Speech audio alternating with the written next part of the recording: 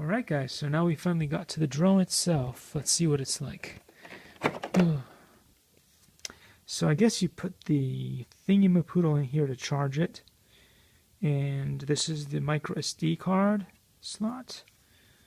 Looks like it has a fun 2-axis gimbal, it said. Plus stabilization, I don't know. But it looks really good. Definitely does not look cheap.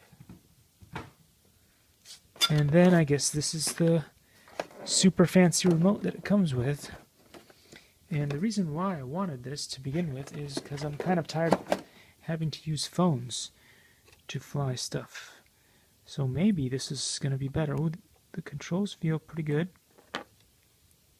And so maybe with this, I don't have to have a phone all the time with me, and I can still fly GPS and some. Likey.